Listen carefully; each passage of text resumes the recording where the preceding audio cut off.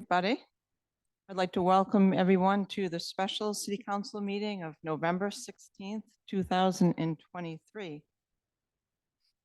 In the interest of government transparency with regards to deliberations and decisions made by the city council and according to open meeting law, since this meeting was posted as a Zoom meeting, this meeting is recorded by video and audio and will be conducted by remote participation. Additionally, all votes taken by the city council during this and future remote meetings will be by roll call vote. If you're calling in on a phone, you can press *9 to request to speak. If you're watching on a computer or device, there's a raised hand button that you can tap or press to request to speak. Please use either of these options during oral communications to be recognized to speak. Just a reminder that roll call votes will only be necessary if a specific matter requires one or a member of the council participates remotely. So we will be using roll call votes tonight. We have a non-discrimination statement opener for city council meetings. It reads as follows. It's the finding of the city of Gloucester that no individual should be denied equal treatment or opportunity because of their age, ancestry, color, disability, including intellectual and developmental mental disability, family status, immigration status, gender identity or expression, military status, national origin, marital status, race, religion, sex, or sexual orientation. I'd like to begin by announcing the names of city councilors. On Zoom tonight, we have Councilor Tracy O'Neill, who is a Ward 2 city councilor. And we have Jamie O'Hara. Yes. Yep, here. And Jamie O'Hara is our at-large city councilor. Here in the room, we have Scott Memard, who is Ward 1 city councilor. We have Jeff Worthy, who is at-large. We have Jason Groh, who is at-large. We have Sean Nolan, who is Ward 5 and our vice president. And we have Frank Majota, who is Ward 3. And our city clerk, Joanne Sinos, and my name's Val Gilman. I'm Ward 4 city councilor and also the president. We have some members of staff here tonight in the room. We have Jill Cahill, our CAO, over in the corner. And we have our mayor, Greg Berger. We have 3 members of the assessors department, which is really important for tonight's meeting. Welcome to Gary Johnston, Tim Sanborn, and Nancy Pappas. Thank you for being here. We also have the head of the Chamber of Commerce, Steve Buckley, welcome, and Ruth Pino. So welcome here. I think, let me just look online to see if anyone else is here. We have Kenny Costa online, and he is our auditor. And we have John Dunn, who is a guest. Just check.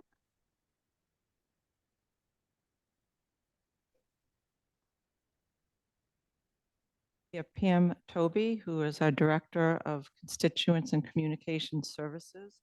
We have Melissa Gillis, who is our Administrative Assistant to the Mayor's Office. And that is it. Yep.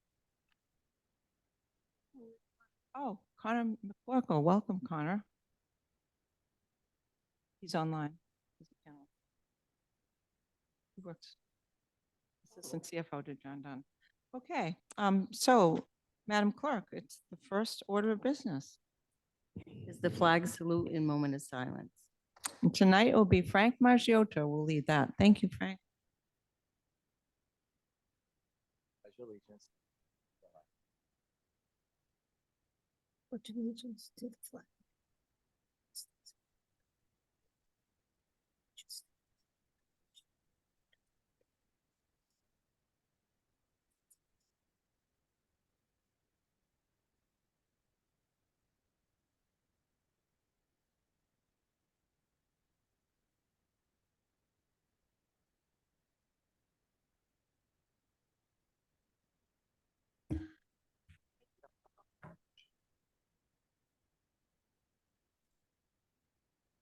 First order of business, Madam Clerk. Public hearing 2023-053 tax classification in accordance with Mass General Law, Chapter 40, Section 5, and Gloucester Code of Ordinances, Chapter 2, Section 2-26, to determine the percentage of the local tax levy for the fiscal year 2024 to be borne by each class of real and personal property. I would like to open the public hearing and ask that the assessor's office or Mayor Verga would kick off the public hearing. Welcome, Mayor. Welcome. Thank you, counselors. Good to be here in person with you guys once again. I guess kind of for the first time since I've been mayor, so you look great. So tonight we're here to present my recommendation for the tax classification split, and we are once again recommending 1.03. Our team from the assessor's office, Gary Johnstone, Tim Good, and Nancy Pappas will lead you through it. I see a lot of binders over there, lots of information, and they can answer any questions you have. And with that, I'll hand it over to Nancy. Tim, I mistakenly called you Tim Sanborn. It's Tim Good. Sorry about that.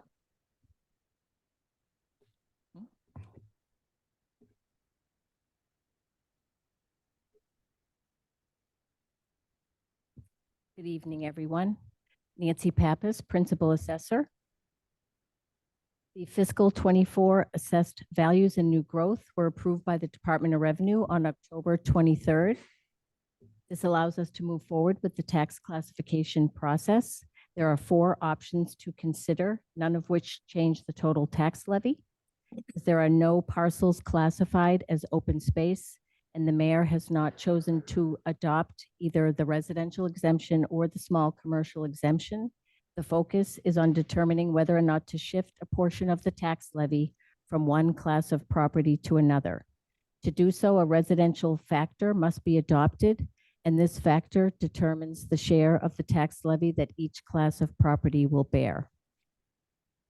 On page 4 of the packet, it shows the total value and percentage of each class.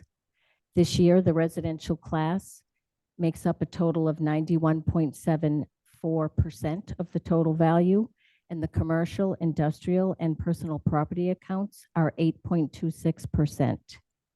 The taxable value of the city increased close to 13% from fiscal 23. And based on the sales analysis, the residential class as a whole increased just over 12.5%. Market adjustments to the single family class as a whole were a little over 14%.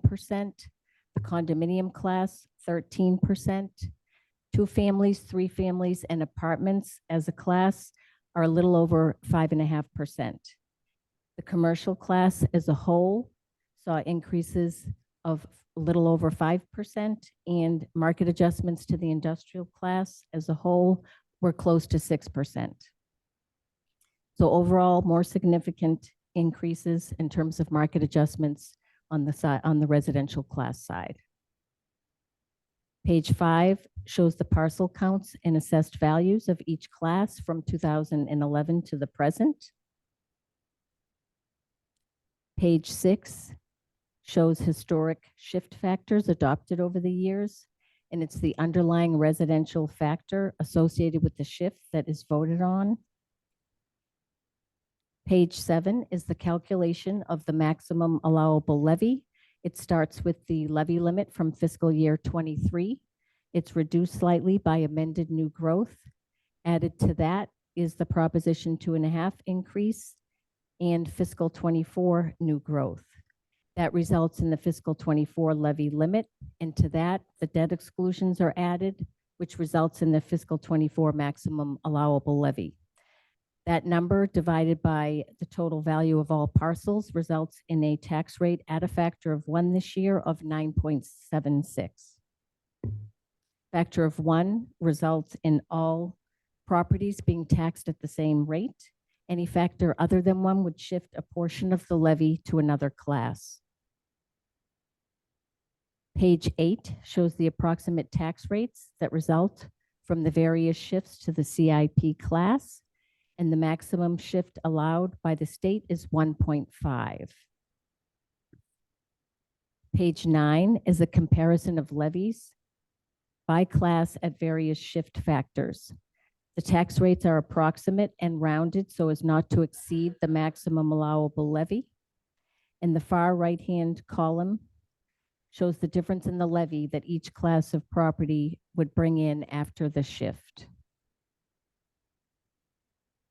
Page 10 shows change in tax dollars for properties valued at different levels at various shifts.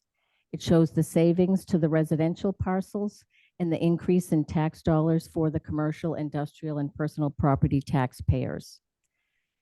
This year, the average single-family home is valued at $918,140. The median single-family home is $660,500. So in the table, just choosing in between those, the property valued at $750,000 at the shift of 1.03 would save the residential taxpayer $22.50, while the commercial, industrial, and personal property taxpayer would pay an additional $217.50. At the bottom of the page, the maximum shift allowed of 1.5 is illustrated. And in that case, the residential taxpayer would see a savings of $330, while the commercial, industrial, and personal property taxpayer would pay an additional $3,660. And that's annually in terms of tax dollars. The remainder of the packet explains the open space discount, the residential exemption, and the small commercial exemptions, which are not viable options this year. If you have any questions, we are here and we'll do our best to answer them for you. Thank you, Nancy. Anyone else like to speak in favor?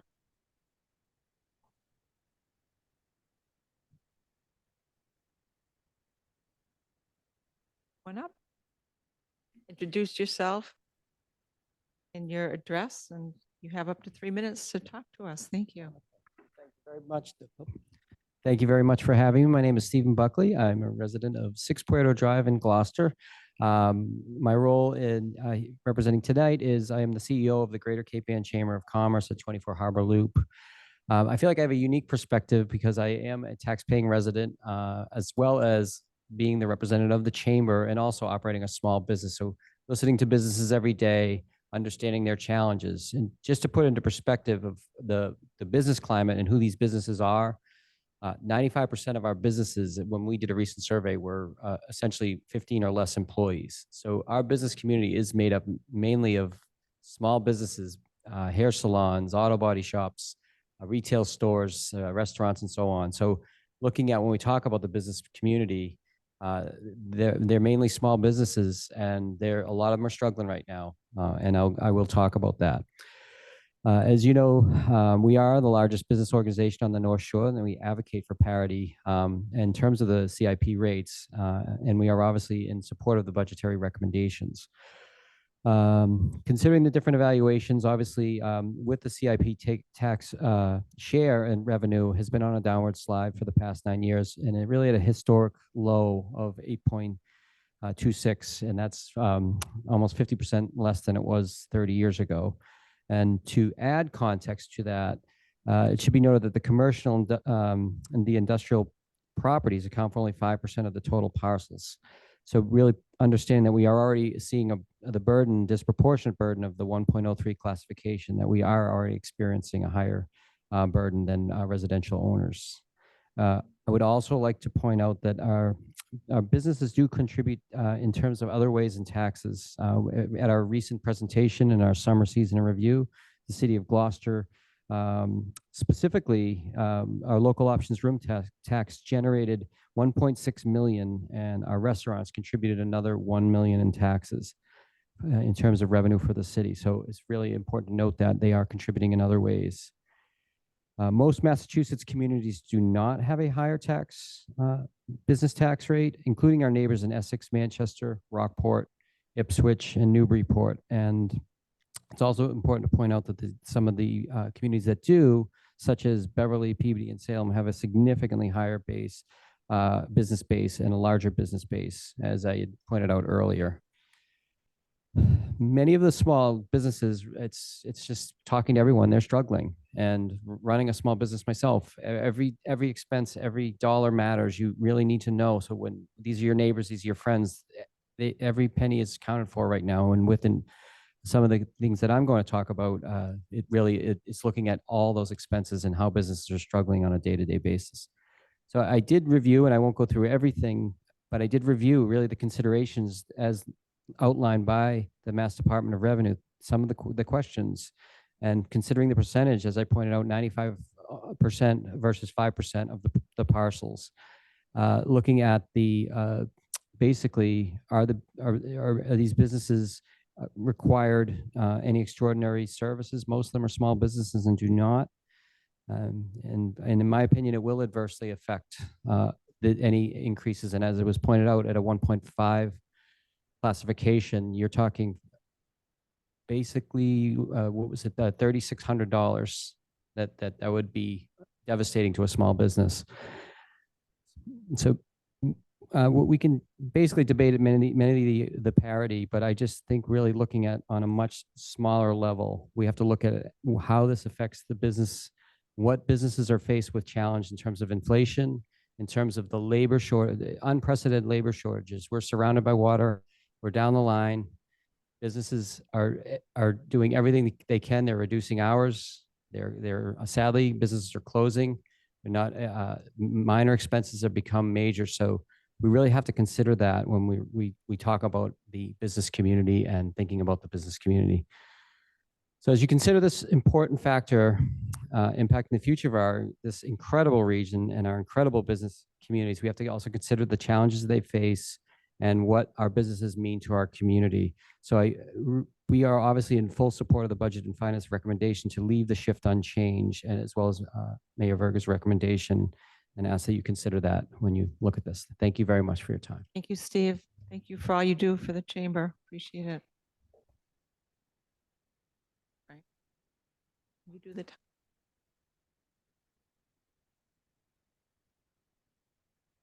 Would anyone else like to come up and speak in favor of this tax classification?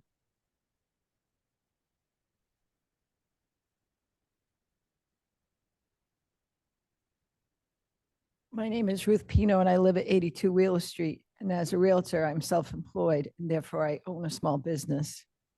My employer pays real estate taxes on top of rent. But I talked to a small business person today who employs 65 people. But for all the same things that Steve said, she's very concerned about paying, she pays rent, real estate taxes on top of it, the full amount. And I don't know how much you understand about how the personal property tax works. I'm not always clear on it either, but some businesses pay all personal property tax on top of real estate taxes, on top of the rent. So it's really important to think about those things. And the higher differential in taxes doesn't necessarily discourage businesses from being here, but think about it. Think about those numbers and how scary that is. There's only 800 properties that are listed as commercial here, under 800. Why? Like, put your creative thinking caps on in this comprehensive plan work over the next few years to just understand how much you have to do or should be doing to attract businesses and help business as much as you can stay employed. Small business are the first place nonprofits go to, the Little League teams go to, the high school goes to, the high school teams go to. So just think about how important small business and business in general is to Gloucester. Thank you. Thank you, Ruth. Anyone else like to speak in favor?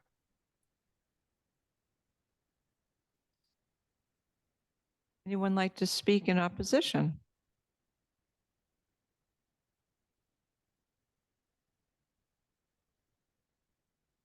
Seeing none, are there any communications, Madam Clerk?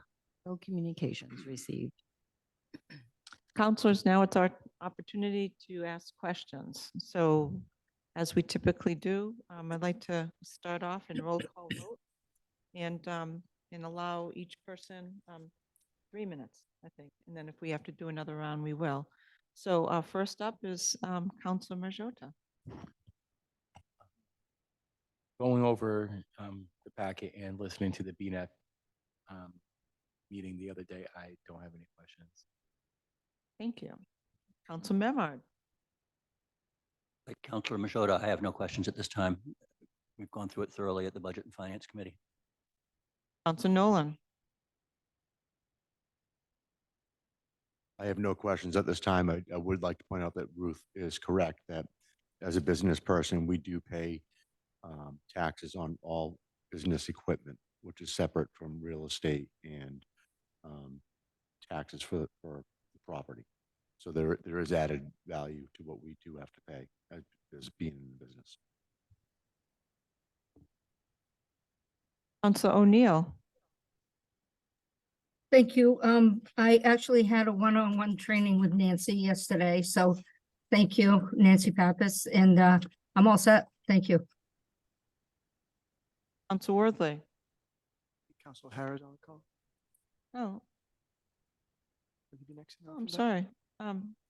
Yeah, I skipped, Actually, Council you O'Hara, before. go ahead. You're, I jumped over you. I'm sorry. You have the floor. Sure, thank you. I'd like to ask Steve Buckley a few questions, if I could, please. Steve, would you mind coming up? Pressure's on. Council O'Hara is going to ask you some questions. Go ahead, you have the floor, Counselor. Hi, Steve. Thank you for being here tonight. Truly appreciate it. As you mentioned, you're a small business owner and obviously CEO of the chamber. As far as small businesses, you mentioned employee issue. What have you found? If you could expand on that.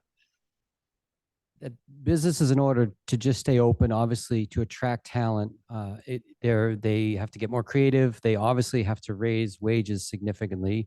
My background is in healthcare, 25 years, paying agency staff, what I used to call premium dollars, paying agency travel, that you're paying often double the rate. Overtime, staff working 80 hours a week, so you're paying 40 hours a week of time and a half.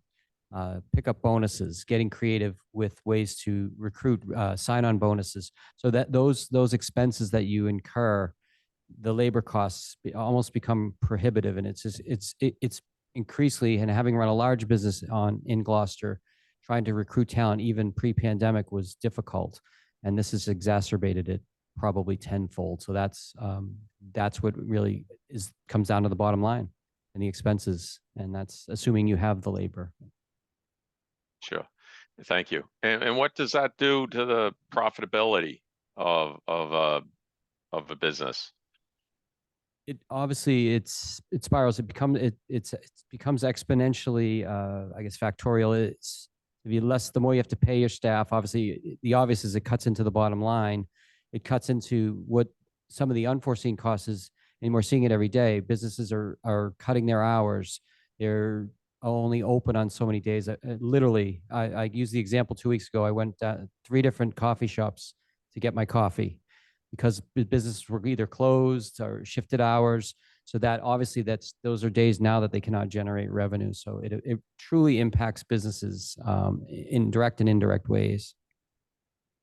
Thank you for that. And how does this impact the actual owners of these small businesses? As far as what do you see a small business owner? Is he or she, what is actual small business owner? What's their day comprised of? Are they golfing, out on the boat, at the beach? What do you see a small business owner doing on a typical day? Small business owner on a typical day, which is often 6 or 7 days a week, is putting in 80, 100, 110 hours a week. We have people, they can't come to meetings because their shift manager called out, this one quit. So they're putting in exorbitant amount of hours, their time, effort, energy. You're seeing burnout, you're seeing businesses shutter, established businesses that were successful. So that small owner, they have to count every dollar. That the cut has to come from somewhere. So they're trying to reduce other expenses. And I can speak from my own experience, but more importantly, talking to membership. It's amazing now what we're seeing, an expense that people wouldn't have thought even a year ago, but 2 years ago, $100 matters to them. So when we talk about these numbers, they're real. That $300 or the $250 that was presented, that's real. That's an expense that is gone somewhere else. So that's what it means to the small business owner. Terrific, Steve. Hey, I truly appreciate you answering these questions. Counselor Gilman, I have questions for Ruth Pino. I can wait for the next round if you'd like. Okay, that would be great, Counselor. We'll get back to you Thank you. then. Thank you. Thank you very much. Next up is Counsel Worthley. Thank you. I don't have any questions. Thank you. Next up is Counsel Gilman, and I do have a question. And I was wondering if I could ask a question of Nancy Pappas. And what I'm going to ask Joanne to do is put up on the screen a screen share of the calculation of the maximum allowable levy and ask if you would go through that because I think that that's an important document for the public to understand and those members of the public that weren't at BNF, particularly emphasizing the Prop 2.5 increase, how that fits into the formula, as well as new growth for both residential and CIP and the debt as well.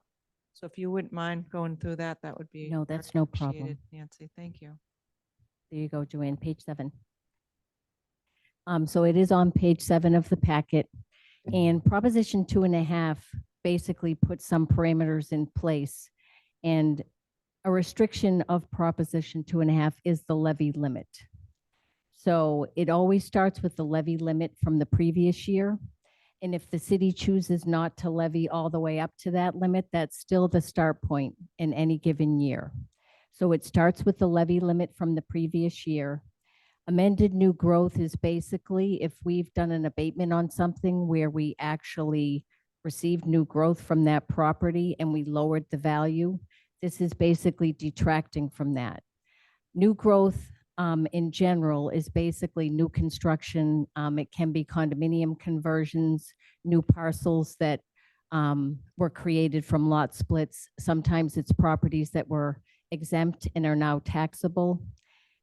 And the reason this formula allows you to bring in new growth as well is because the theory is that new growth, in terms of if you look at it like an apartment complex or something of that nature, is going to result in the need for increased city services. So the Proposition 2.5 is basically just multiplying from the levy limit from the prior year, and that's allowable each and every year. So if properties were completely stable and there was no changes in value, people would pay a little more each year because of Proposition 2.5 and the fact that you can bring in that 2.5% more of the levy each year. The new growth is carrying itself more or less. Those properties are there and have assessed value, so they're going to pay based on their value and the tax rate, but that will become subject to the 2.5% increase next year. The debt exclusions are the annual debt payments for, in our case, it's the CSO water debt exclusion. And for those two, it's a shift. So basically, you can't collect it in both places. If you're going to collect it on the tax levy, which we are, you have to reduce the water and sewer rates the same amount. So this is basically shifted over to here. And the newer debt exclusion that we have is the new school, East Veteran School. Last year was the first year that this came into play. So the debt exclusions are something over and above the levy limit that you're allowed to bring in. If there were an override that was voted, that would be something in addition to the levy limit as well, and it would become part of the levy limit base. With the debt exclusions, they're temporary in terms of until the debt gets paid off, then they are retired. They don't become part of the levy limit base.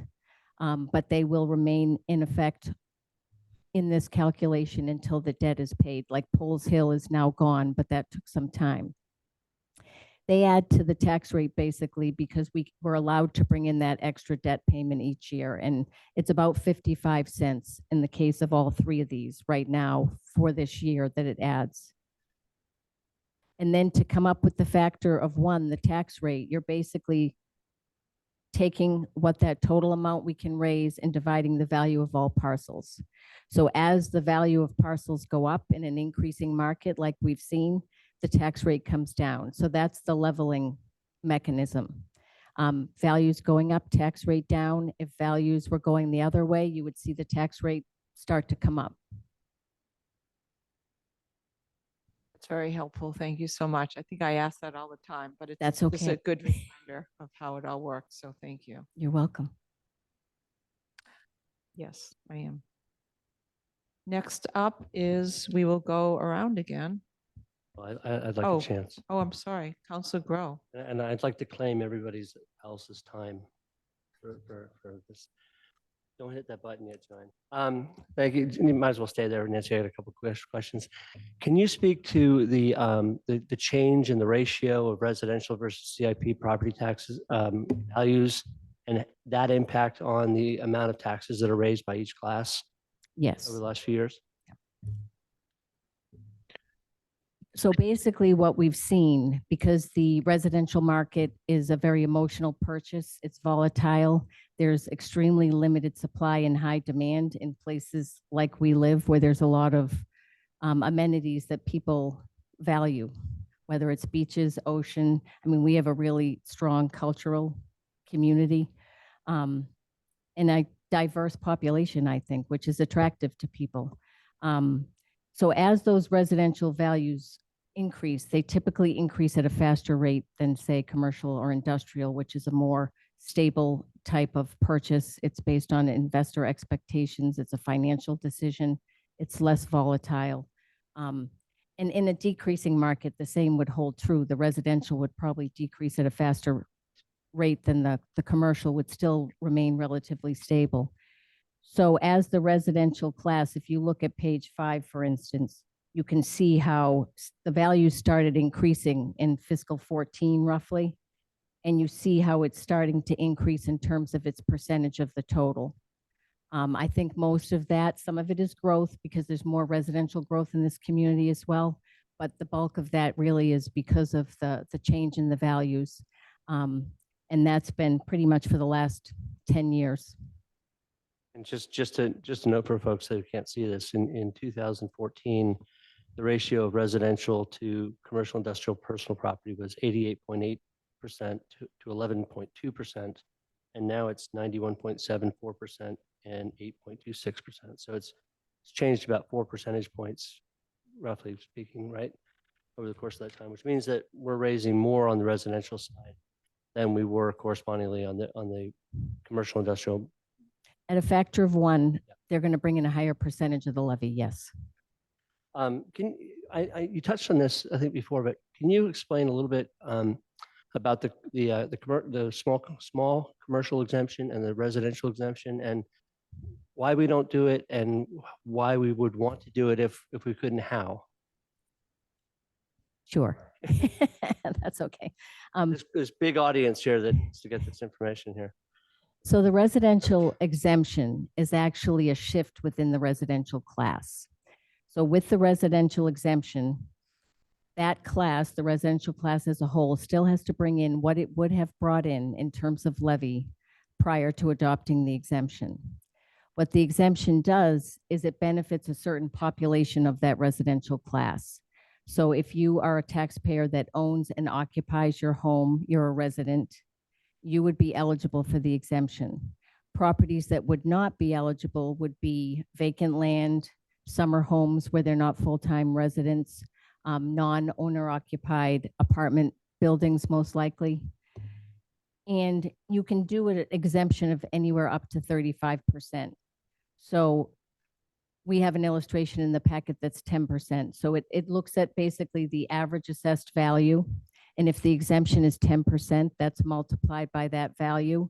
And that becomes the exemption that qualifying taxpayers will receive, and it's a reduction in their value.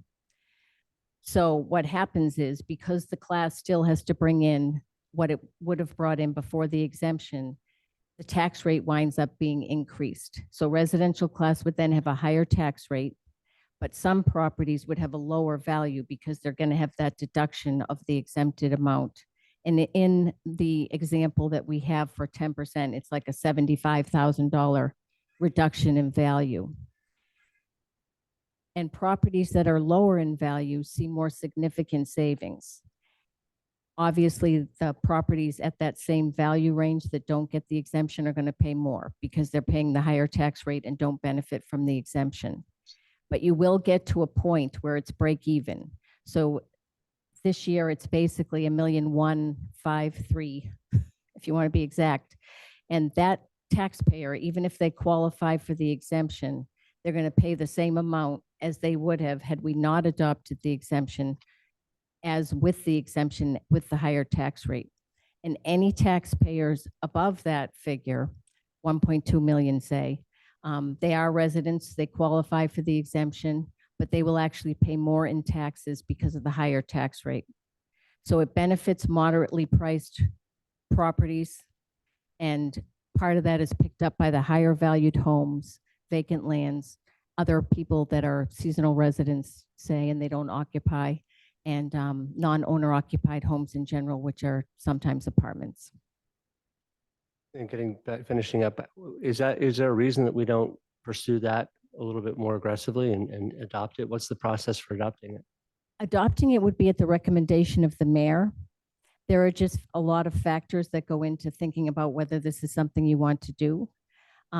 Because whenever you're helping somebody, it's at the expense of someone else, more or less, when you're looking at a class as a whole. It could have an effect in terms of rents. If you wind up seeing apartment buildings having to pay more taxes. So there are pros and cons to it. And it's not something that the mayor has decided to adopt at this time. I do have time for another question. I mean, you're supposed to be 3 minutes of asking questions. Right, it's Right. it's the physical So, asking the question. I want to get So, back to yes. the differential in terms of what we're paying and what we think we're paying. And, you know, friends don't let friends do PowerPoint or Excel spreadsheets, but I do both. Looking at the numbers in the last 5 years, I've noticed, and I had Kenny take a look at these, and he confirmed, and Tim also confirmed, that the actual reality is that the commercial industrial property tax on average has gone down every year for the last few years, that they're paying less as an average. I mean, in blunt force average as a class, number of parcels, to the tune, if you add it all up over the course of 5 years, the average is about $1,095 less than they were paying in 2019. So we're seeing an impact from the residential rise at a pretty dramatic rate, because at that same number looks at an increase of on a single family house of about $1,500 over the course of that same period of time. So if we were to moderate that shift a little bit and even out that number so that we're paying roughly the same percentage increase across the board, would that be a fair way of looking at how we look at these taxes? I guess what I'm saying is that should the residential component of the city be subsidizing the commercial industrial part of the equation? A lot of it is philosophy. And I think the thing that you have to remember when you look at this community is the 90-10 split. So I understand what you're saying. If you want to try to mitigate what's happening in the real estate market and shift more to the commercial industrial, that is a way of potentially doing what you are describing. I didn't look at your second set of numbers, but I trust that they're accurate. But what you have to remember, and really only that you can see on page 10, is that it's very difficult with the 90-10 split to provide significant relief to the residential taxpayer, even with shifting, because the savings that they see is spread over that whole class, which is much larger than the commercial, industrial, and personal property. So if you're looking at a 1.10, let's just say, because we have that illustration on that page, you're still only going to save the $750,000 taxpayer $67.50 for the year for a residential. The commercial, industrial, and personal property at that same rate would pay an additional $735. But the corresponding change in their value drove the amount of taxes that they paid down. The class as a whole, yes, and I hear what you're saying, because they're not rising at the same percentage as most of the residential is. You know, this year we have apartments, 2 families, and 3 families are kind of in a similar range as what the commercial and industrial saw for market increases. That's not always very common, but last year they saw a really significant increase. So this year they're a little bit on the lower side. But the average commercial is definitely on the lower side of increases in terms of market adjustments, and that will result in, them bringing up less in terms of the total levy. Thank you. As always, you guys are great for information. I appreciate it. Thank you, Nancy. We're going to do another round. So next up is Frank Margiotta. Do you have anything else to add? Any questions? No. And now we have Council Memard, Nothing further, no. Council Nolan. I do have another question for Steve Buckley. If you just mind coming up.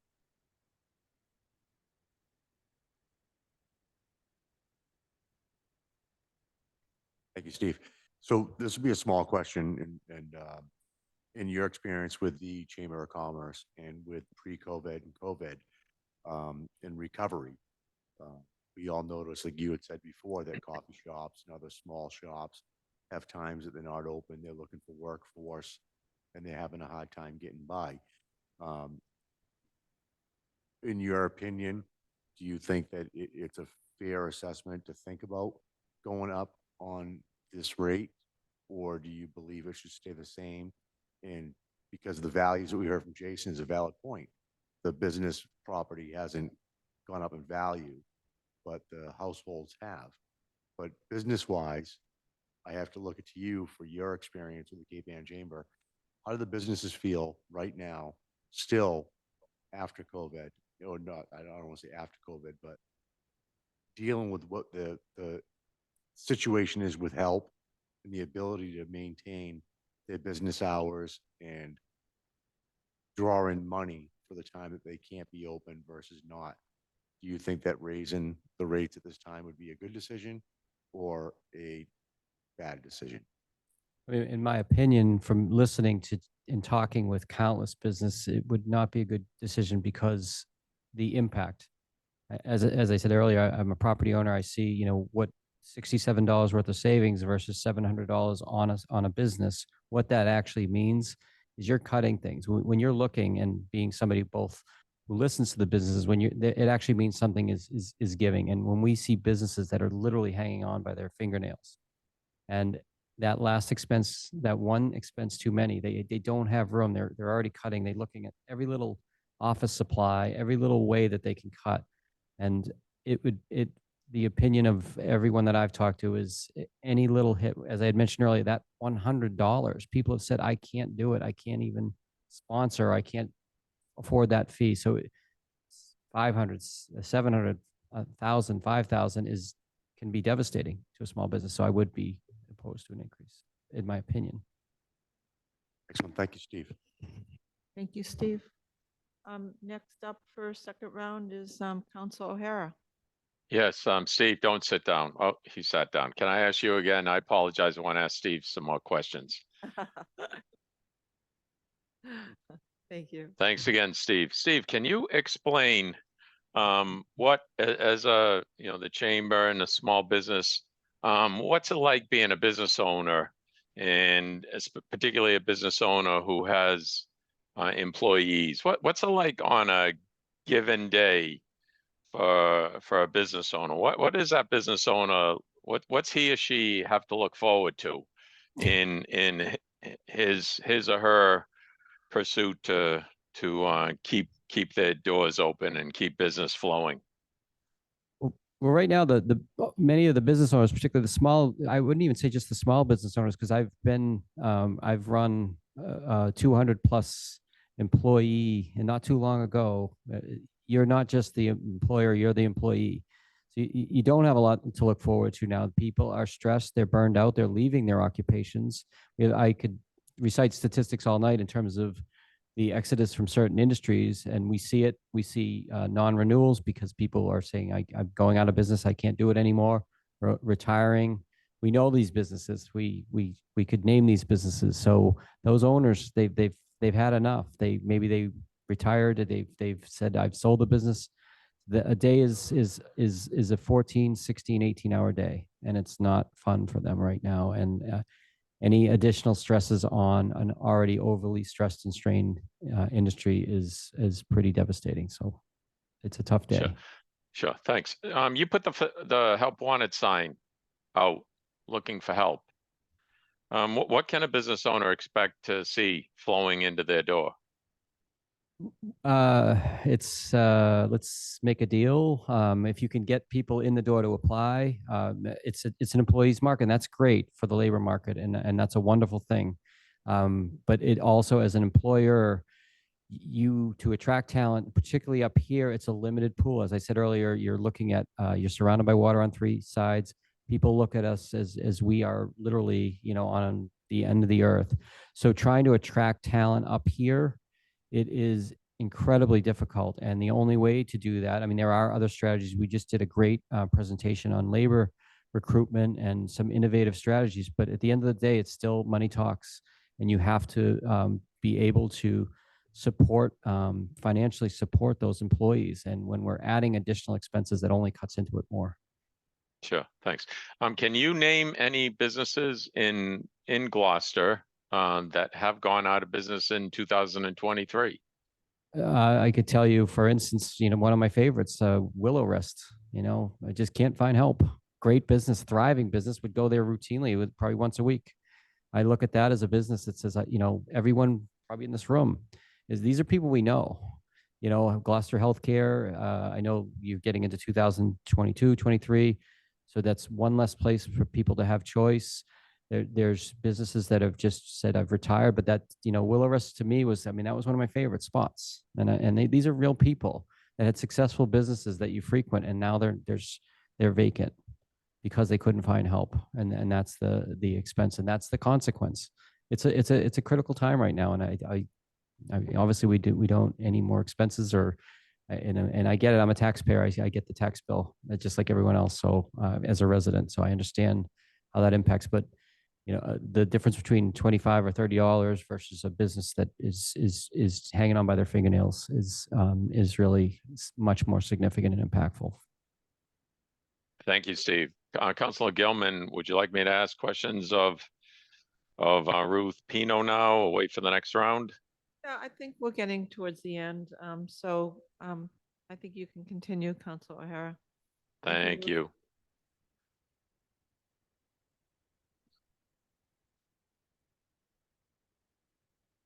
Yes. Hello, Ruth. Thank you for being here tonight. Appreciate it. From your perspective, as you're in the business, you've obviously been in Gloucester a long time. How do you see this on both sides of the fence, the businesses and the residential? We obviously talk about affordable housing. How's this is a double-edged sword. Do you see that as being that for landlords and businesses for that perspective? What are your thoughts on that? So my advocacy for small business has to do with the fact that I live here. And do we want a community that doesn't have restaurants and small businesses for us to enjoy? And that's what it really comes down to. And while I appreciate Councilor Grove's assessment and his idea, it's the wrong way to look at it. We need business. Like, just because their assessments have gone down, did you think about what is up with that? Their assessments went down for a reason, and it's not good. So to Steve's points about the difficulty in finding employees is a really big package of discussion and conversation, and I could be here for 2 hours about that. And small business is the life of a community. It's where our kids start to work. My kids worked at Charlie's Place when they were in high school. We would drive them to work, pick them up. My grandgirls worked at Lobsterland. You walk in some restaurants and they're not all Gloucester people. And what does that tell you? That we have a thriving restaurant community here. We want people to come and visit and pay attention to those restaurants.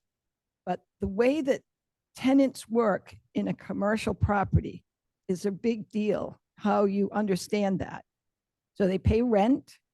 Most of the time it's a triple net. So they pay real estate taxes on top of the rent, and they pay personal property tax on their equipment. So talking about their assessments going down is like, you say to yourself, what happened? Why does that happen? There's a reason why those things happen. But I care about this subject because I live here, and I care about my friends and family, and my grandgirls worked when they were in high school and they have wonderful jobs now. One of them doesn't live here anymore. So that's really a big part of how I'm so passionate about this. I was a past president of the Chamber of Commerce and became really involved and understood this subject so much more then and now. And I continue to be passionate about it, to support it. I appreciate the mayor keeping it the way it is, and I appreciate you doing the same. And Steve knocked it out of the park for you, having you understand the impact of expenses of any kind on a small business. I hope that answers your question. It does. Just, I know I asked the question of Steve, but just from your perspective, again, what is a basic business owner? What does his or her day look like? So right now it's worrying about, can I have the building cleaned once a week like I used to? And I'm seeing that cutting back. So there's small business right there, cleaning company, who comes in and dumps the trash, cleans the bathrooms, vacuums, just takes care of cleanliness. So has to cut back on that because of the reduction in business of some sort, whatever the business is. So it's a series of complications that the economy, we think about the economy as a big picture again, but all inside of that are other issues that are really difficult to all put into black and white and have you understand the impact of this subject is on our community. And so when we're down below 9%, 800 physical properties, that's scary when you look at the bigger communities further down 128. And I'm not saying we need to be that. We need to support small business and the businesses that we have here and jobs. It's good paying jobs are the reason why people can stay. And Thank you. without small business and any kind of business, where are the jobs? A quick question: where, as far as your talking to small businesses and your thoughts, where should this tax classification be? Well, of course, I would always advocate for it to be the same, but I'm happy with it, the status quo of 1.3. So, And what are you hearing small businesses, what are they advocating? well, I think they'd prefer that it wasn't different. I think they need to feel supported by the community as a whole, not just the government, but people who live here, to understand that to have them here is really important to our lifestyle. And to a whole lot of reasons. I mean, I'm repeating myself, but for our kids and grandkids to be able to have jobs when they're in high school, to earn money as however they can to go to college, or just to start a life and hopefully stay here. I appreciate your time, Ruth, and Steve, thank you as well. I have no further questions at this time. Thank you, Counselor O'Hara. Next up is Counselor O'Neill. Do you want a second turn at questions, Counselor O'Neill? No, thank you. I'm all set. Thank you. Counselor Worthley. Yes, thank you. I know some of the answers to these questions, but I think it's good to get it on the record. The first question is for Ms. Pappas, if I could. If I'm a business owner, I don't live in Gloucester, but I own a property in Gloucester. I pay taxes to the city of Gloucester. What percentage of those taxes goes to remove my trash? You might want Mike Hale. I believe the businesses pay for their own trash removal. So my taxes that go to the city, 0% of that goes to pay for my trash. As far as I know, that's correct. I live out of town. I own a business in Gloucester. I have kids in my home district, Peabody, was saying I own a business in Gloucester. What percentage of the taxes I pay to the city of Gloucester go to educate my students, my kids, I'm sorry? Not your personal children, but the children of this community, yes. So I'm not adding to the burden to the city if I'm not adding kids to the schools. I'm not adding trash to the waste stream because I'm paying for it myself if I'm a business owner. Right?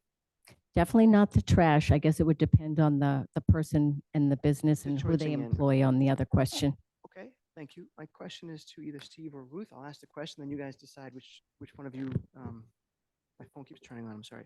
You guys decide which one of you makes most sense to answer. If I'm a Gloucester business owner and my customers are Gloucester residents, and I have an increase in my taxes, and I decide to pass that cost on to my customers, who pays that differential?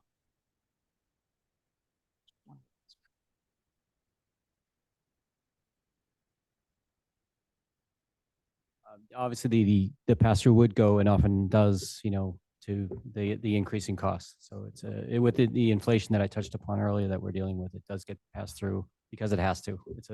Businesses are just clinging. The cup of coffee you said you're trying to get, you went to 3 different places, is going to cost a little bit more. If we raise taxes on businesses, it's going to cost you as a resident more money. Yes. Okay, this sounds like simple economics. If I am a business owner and I employ Gloucester people, and I have to make some cuts, and that person owns a home in Gloucester, I have to cut an employee that doesn't have a job now, doesn't have income, and they've got to pay their residential taxes. Have I made it easier for the resident or harder for the resident because I cut an employee? Obviously, it's harder, and and I think that also speaks to Ruth's point of it's part of the economy. It's creating the jobs, and we need these businesses here. It's that simple. Okay. So that makes a lot of sense to me. I appreciate it. One more question though, back to the assessor's office.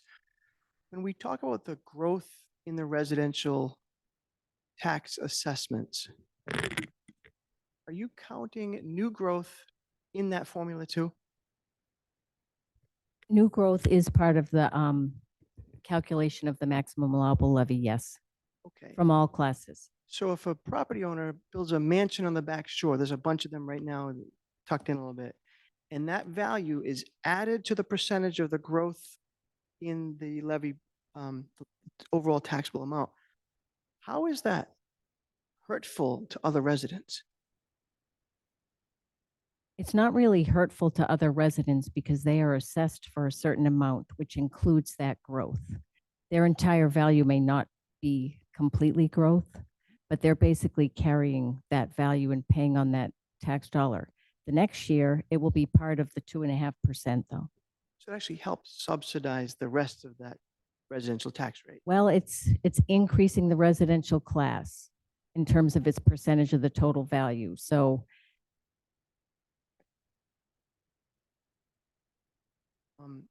If the business percentage has dropped, does that mean that the value of the property has dropped? Or does it mean as a percentage of the overall taxable property? not necessarily. either. And the trouble is when you start looking at individual properties, it gets very sticky. The class as a whole was going up for industrial and commercial. It's not to say that every property in those classes is seeing an increase or a decrease, because there's always going to be properties that go either way, quite frankly.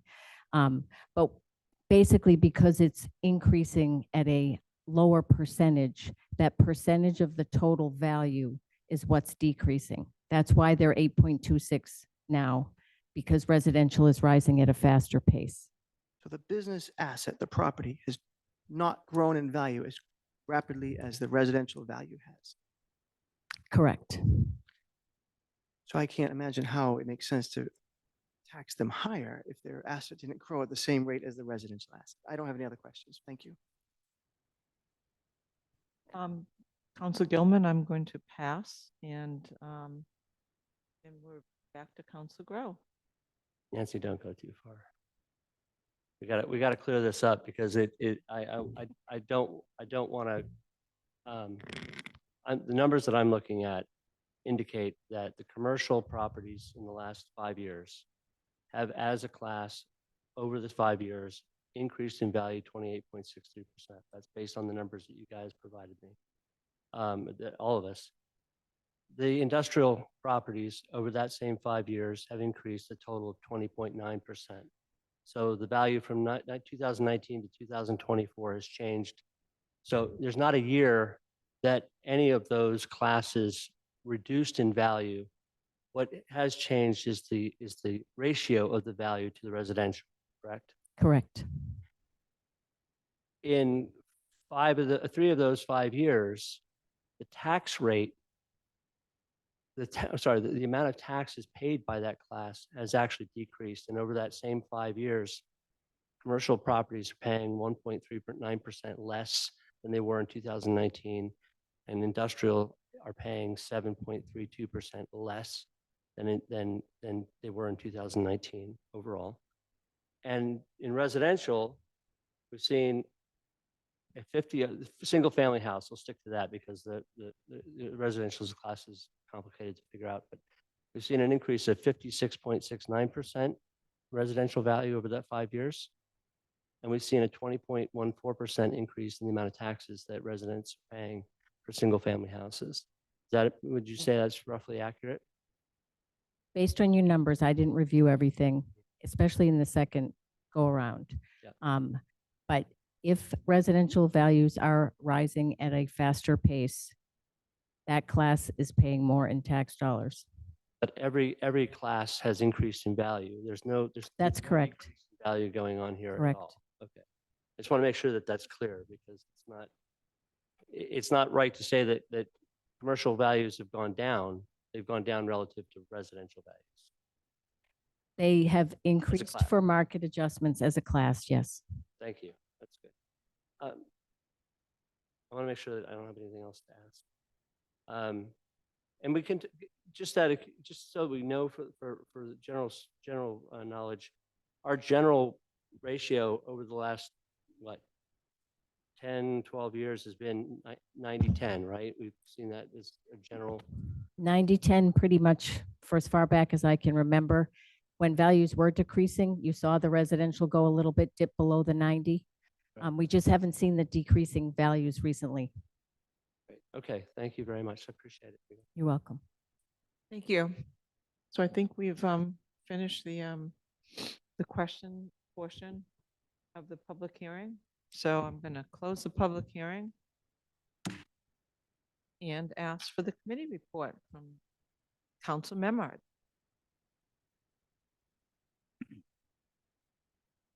The Budget and Finance Committee meeting on November 9th made a recommendation on a motion by myself, Councilor Memhard, seconded by Councilor Worthley.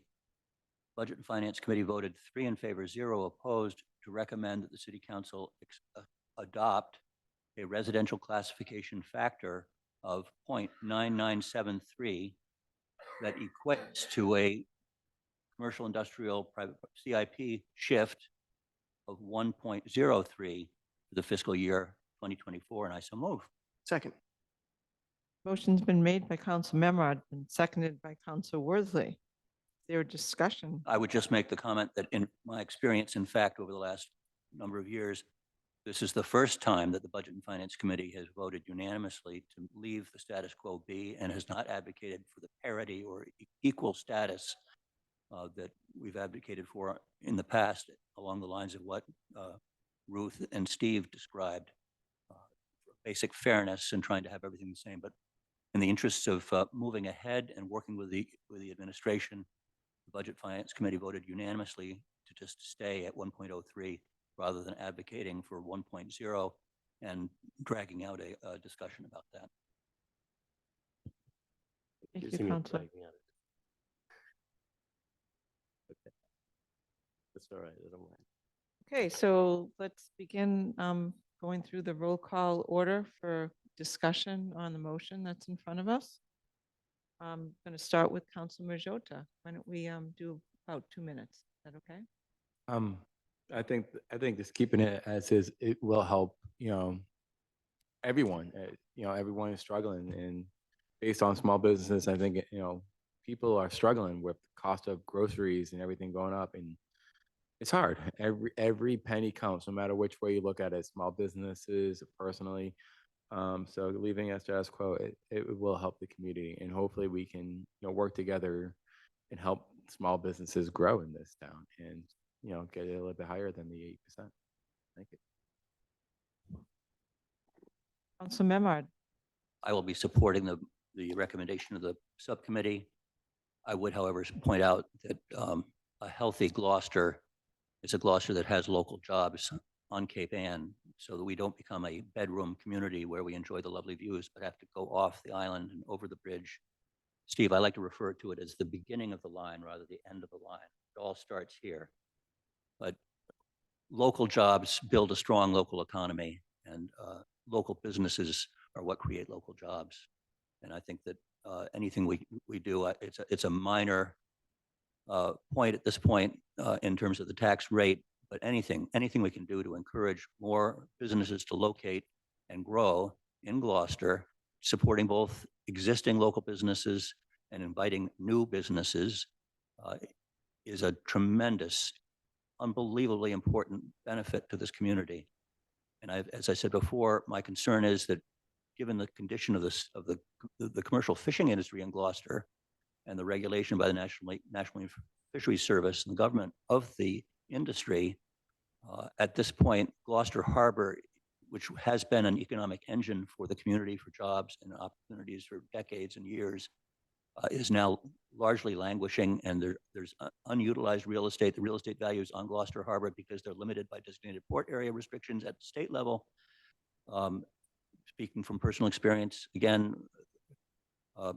my family and group bought the Cape Pond Ice property on Commercial Street at 104 Commercial Street 40 years ago for about $1.5 million. 40 years later, when we were foreclosed on by our banks because we couldn't meet our needs based on the shrinking demand for ice, in spite of all of our efforts over the decades to diversify and expand and develop business off Cape Ann, the property is basically valued at the same. And when we sold it 7 years ago, it was for $1,950,000 versus the $1.5 million that we'd spent 40 years ago. So that is not an appreciation of value. Thank you. Thank you, Counselor. Next is Counselor Nolan. I have not yet made my decision. I'd like to hear more discussion before I choose. Counselor O'Hara.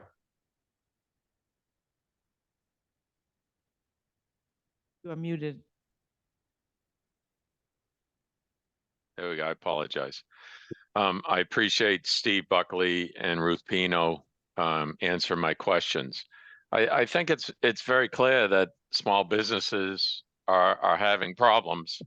I can speak from experience. I too am a small business owner, and my small business was absolutely crushed during COVID and still is. Hence the reason why Councilor Nolan knows this very well. Councilor Nolan took care of my fleet of trucks that were pretty much demolished by my employees at the time. I lost two vehicles, and I'm just a small business. Lost 2 vehicles in less than 24 hours totaled.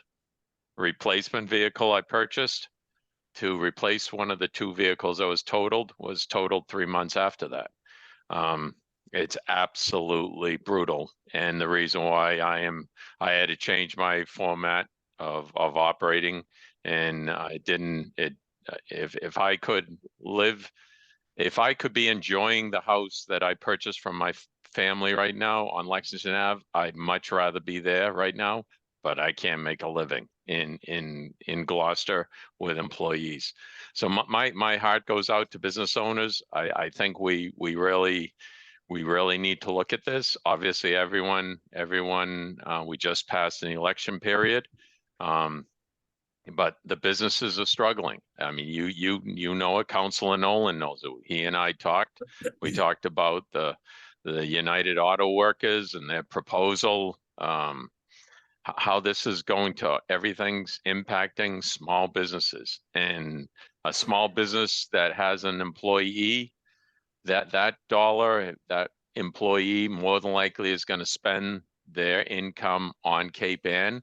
We're just gonna beat up that dollar that person makes. But most of the residents of Gloucester, as most of us know, they hit the rotary and they go south in the morning because we don't have many businesses remaining. So I think we as a council, it's difficult, but I think we really need to consider what what we're doing for small businesses as a city, as a council. Thank you. Thank you, Counselor. Counselor O'Neill. Yes, thank you. I say I'm a small business owner, but and when in fact I am self-employed. I did have employees pre-COVID, but they haven't come back. And my business has not come back from COVID either. I did a quick analogy of on page 5 of this report. And from 2011 to 2024, we lost 46 commercial businesses. And just from 2019 to 2024, we lost 28. So we're losing businesses. And I know why. This is a real challenging time for me. As you know, I think everybody knows, I picked up a part-time job a couple days a week to help compensate for the lack of business that's happened since COVID. And to use Steve Buckley's words, I'm hanging on by my fingernails. So I ask that the council consider small business when they're voting for this tax increase. I would prefer that it doesn't increase at all. Thank you. Thank you, Counselor. Counselor Worthley. Yes, thank you. I will be supporting the recommendation that the Budget and Finance Committee presented and thank the mayor for suggesting that, recommending that we adopt that.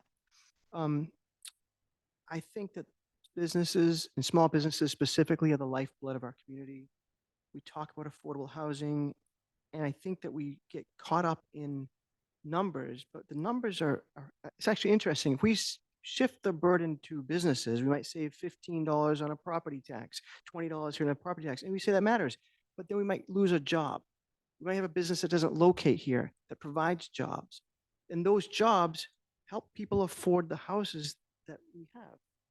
So I think that there's a connectivity, and a lot of these business owners are Gloucester residents. They care as well. They contribute to the community just like residents do, and they're the first ones to be hit up for donations, the first ones to make contributions.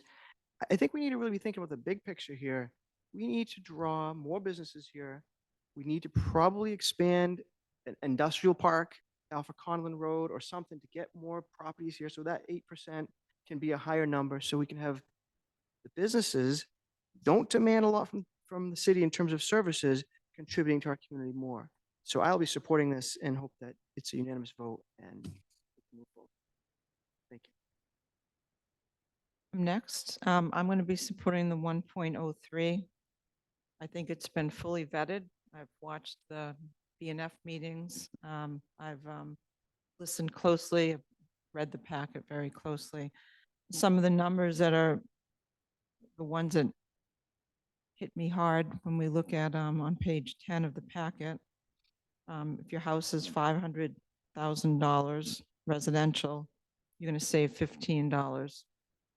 And a business, a CIP, is going to increase 145. If you're 750, you save $22.50, and a business increases by 217. So the challenges that I see, and spent a lot of time talking to a lot of our small businesses, particularly on Main Street of recent, some of our challenges, I think, that we need to think about, counselors, and we need to keep reminding the public, is that when businesses give gift certificates and goods to all the 501c3s that are looking for it, let's make sure that we remind the people asking for those to remind the people that are part of that 501c3 to make sure that you're very clear to the people that are celebrating an event and doing fundraising to make sure that you really do a lot to promote that business, because it kind of goes both ways. The people that are really generous, let's remind our friends to make sure that you go and you go in and really thank them for it and give them that business instead of going up the line. Similarly, sometimes if you're going in, instead of saying, I want a gift card, see if they have something that's not selling, that someone might love to see in a gift, in a basket or something that's not a hot item, because that wouldn't be quite the burden. And then from a city council and from administration, we need to keep an eye on the prize, and that is remind each other the importance of the city services that we're giving the businesses. And I think things like, being sensitive to the times that the streets are closed because of business is really important. And I think we've tried to improve that flexibly right now with administration trying to do that, and then with the possible ordinance. So we're a little bit more clear with when we're going to be closing down streets because it's a hardship. So those are my thoughts on this. Overall, I'm going to be supporting the 1.03. It's a conundrum, but we love our small businesses, and it hurts us when they're not able to survive. So let's work hard as a council to think of ways that we can continue to really promote them. And I thank Ruth and Steve for being here to represent those businesses. So thank you. Next up is Council Grow. All right, so I'm going to say some unpopular things here. First off, businesses by and large get the same services residents do. My brother lives in an apartment complex with an HOA, and they pay for their own trash service. Okay. I'm looking at you, but I'm saying this out to everybody. I'm bringing it up because you said that you made the comment. There are lots of people who do not get every service in the city. Maybe you don't have kids to go to school. You still pay taxes and send kids to schools. If you're an employer and you own a business, your employees may send their kids to school.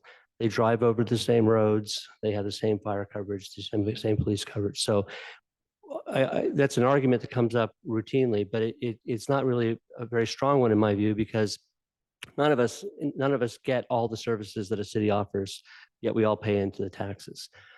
The next question I guess I would ask the council is, why the 1.03? If we are so concerned about the impact on small businesses, why do we continue year after year? We've done this now for 6 years, continue a 1.03 shift that has negligible impact on residents and does have an impact on small businesses, and yet we say every dollar matters. Why aren't we going to 1.0? Why? I don't understand the rationale between, if you're going to make a shift, why are you making the shift? And if the shift is to prevent small businesses from getting an impact, then we should be going to 1.0 on a regular basis.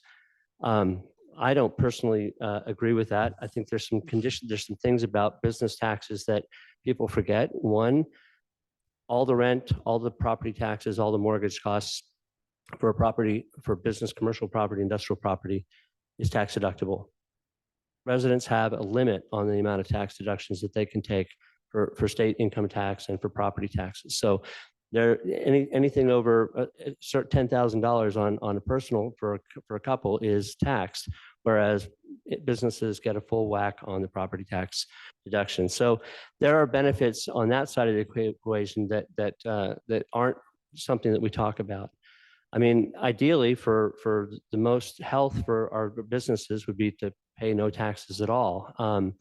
I don't think, when you look at the fact that we are literally the lowest, other than Rockport, we are the lowest industrial, commercial, residential tax rate in the North Shore, and yet we're not attracting businesses. So it's not the tax rate that's not drawing people here. It's other issues. But I don't think it's the couple buck difference or the 50-cent difference in the tax rate. I think what we're doing is we're using that as an excuse for the fact that we have other issues that we need to resolve in terms of affordability of housing. And when we talk about housing affordability, we talk about lowering costs for people who live in these houses, which is reducing their tax burden. I've done a fair amount of work on looking at these numbers, and I am intrigued. I don't feel like we should be, going up to 1.5 or 1.65 or whatever, but I do think that we need to be a little bit more thoughtful about looking at what the ratio of taxes are and where we're headed. And with that in mind, and for the sake of discussion, I would like to offer an amendment to raise the percentage change. Thank you very much. The change to 1.11, and I will be happy to explain why I've come up with that number.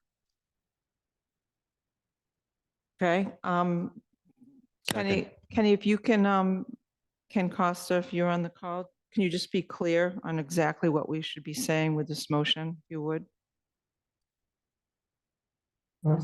So it would be city council to adopt a residential tax classification factor of 0.9901. That equates to a CIP shift of 1.11 for fiscal year 2024.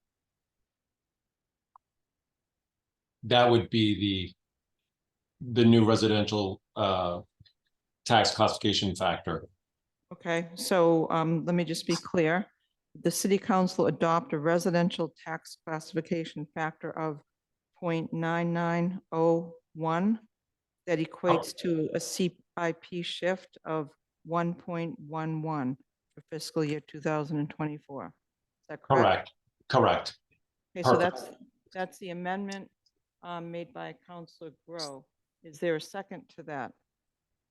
Seconded by Councilor Nolan. A discussion on the amendment, Councilor Grow. On the amendment, and if I could, I'm going to share my screen. Sure. We go to, yeah, I should be. I just got to get to the right window. Sorry. Can't find it. All right. It says host disabled participant screen sharing.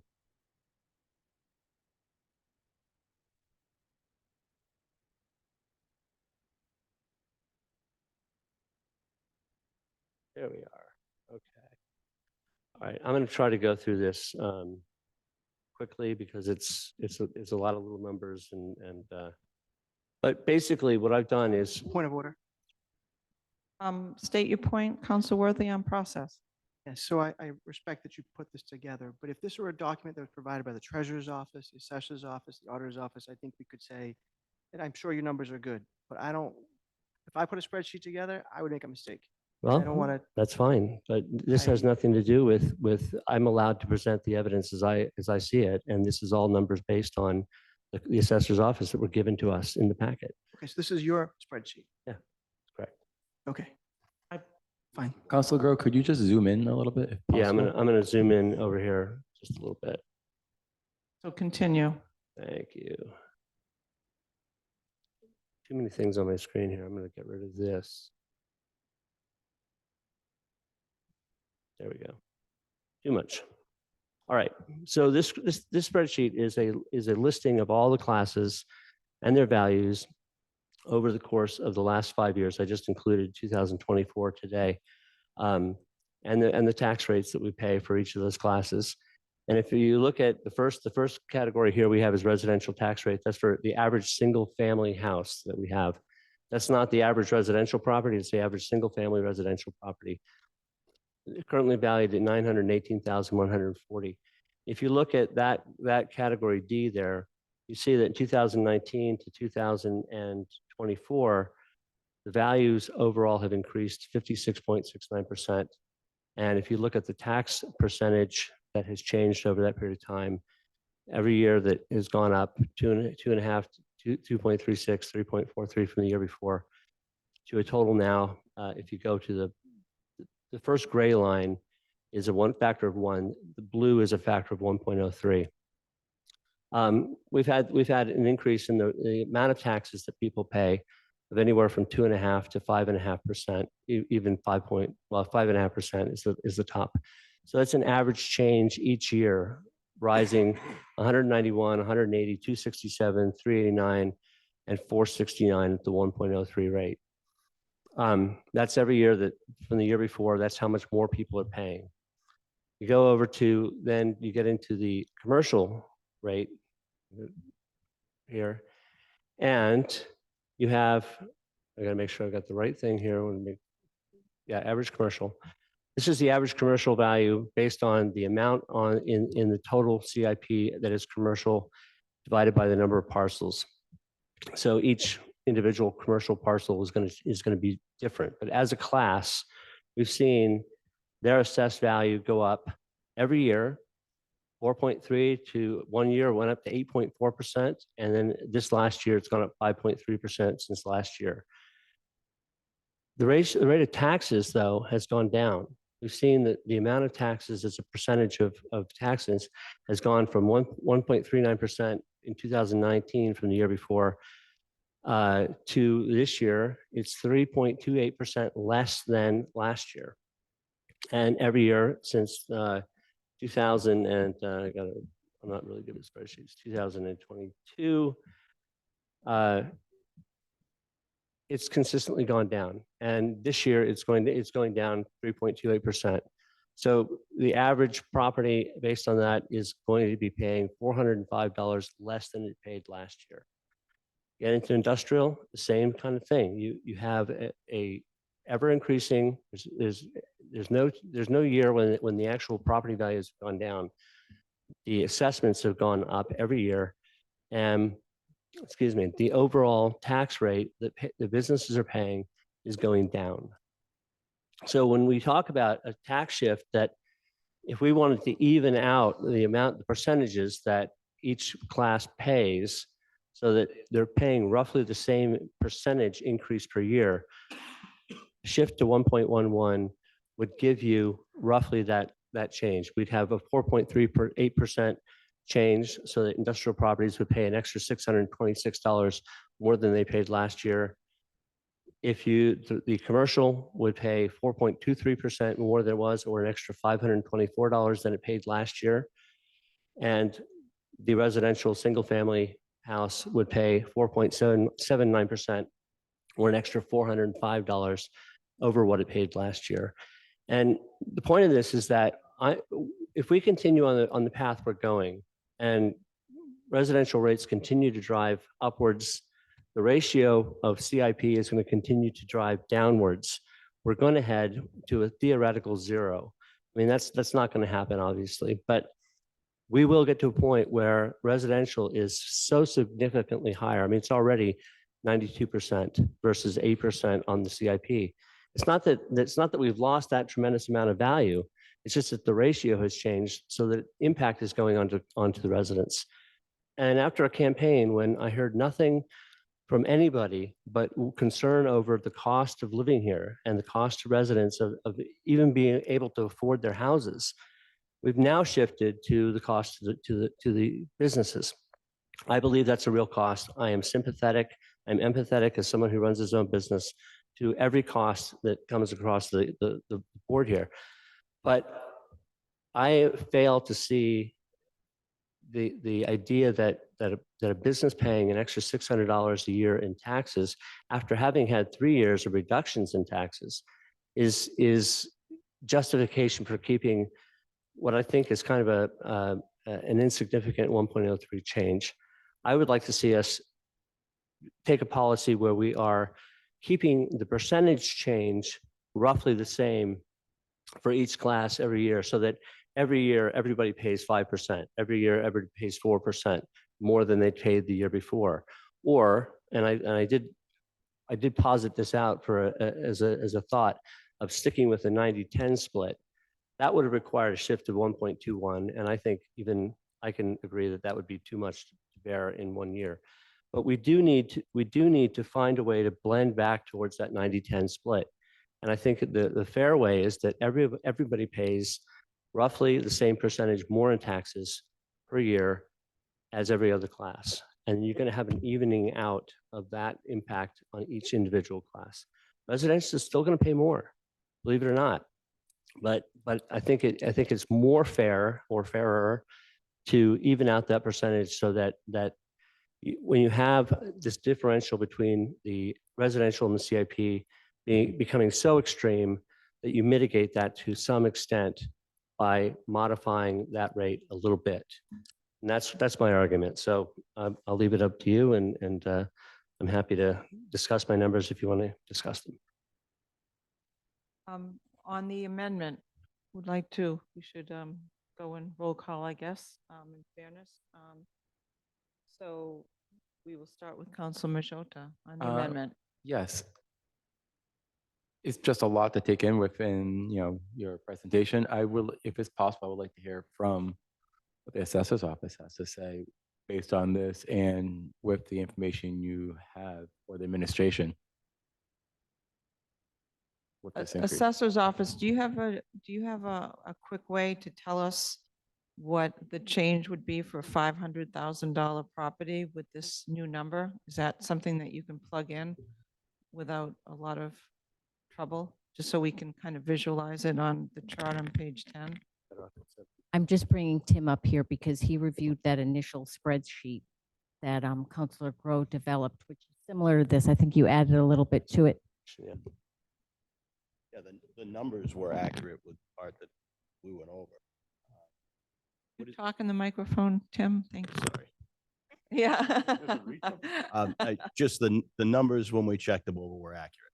They were all based on figures that came out of the packet over the years. It's just a question of how you want to interpret those numbers and what your sort of political goals are in terms of what you feel the right thing to do is with the rate.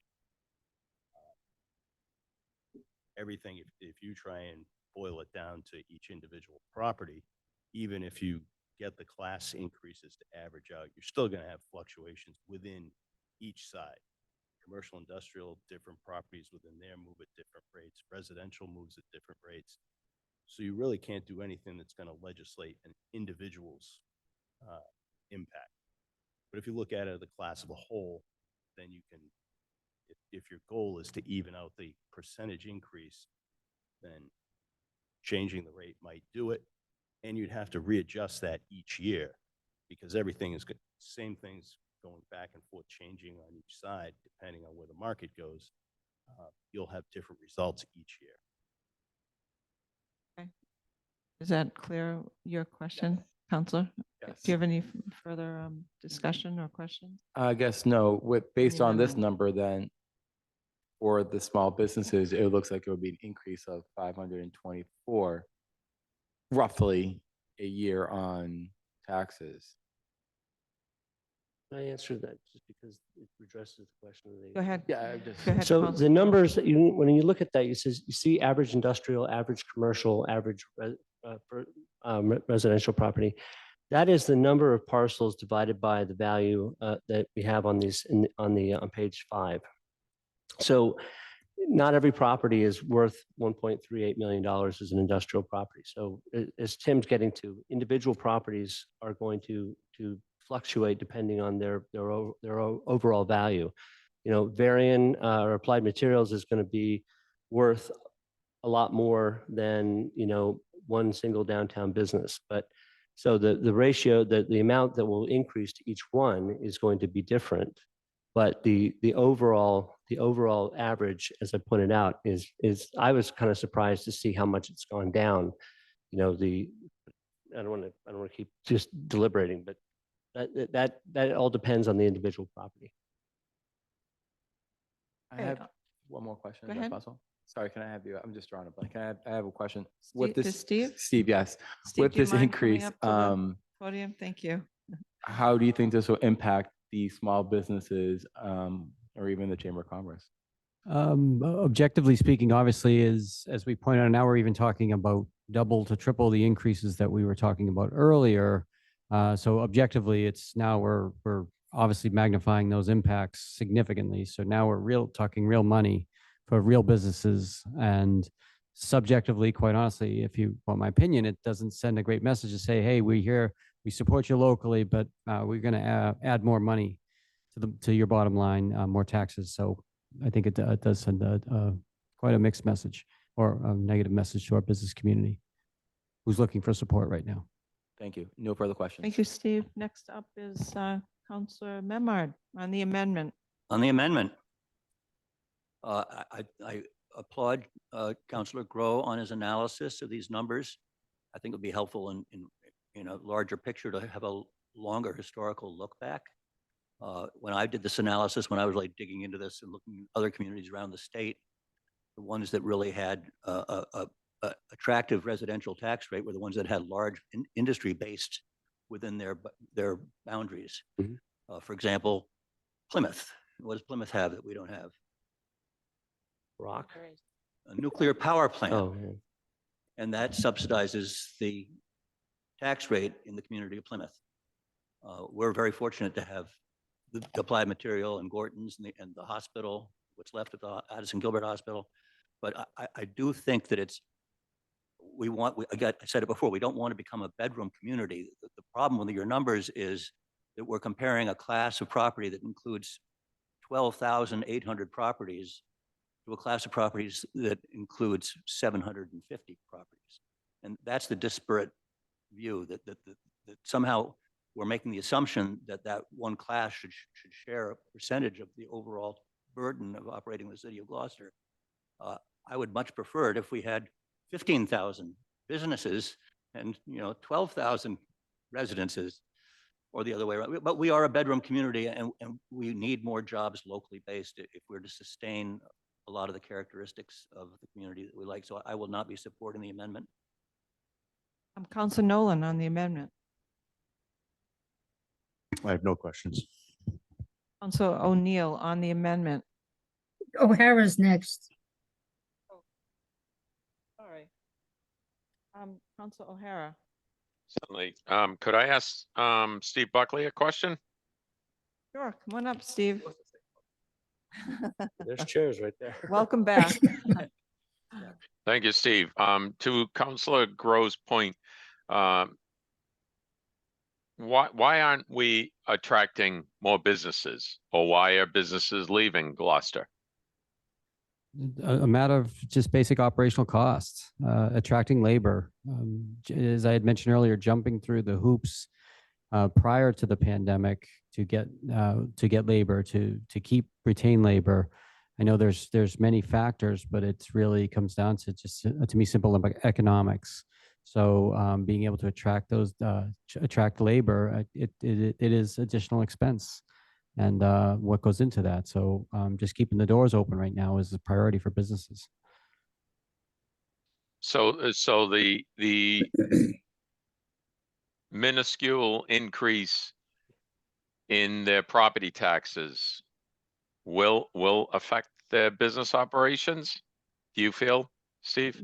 Well, absolutely. And as Councilman Menard pointed out, in terms of the what we're talking about is 752, I believe, parcels versus over 12,000 parcels. So they're doing their part. And I pointed out earlier, they're also contributing millions of dollars in tax revenue that they're generating in options taxes. And I could go on, but that they're contributing in other ways and not draining the system, as Councilor Worthy pointed out, in other ways. I know no one benefits from all the services, but they are contributing to our community. They're contributing to the conveniences of what we have to offer. So locally, not driving a half hour to pick up something at the store, or just I could go on, but just in terms of what the value added to the community.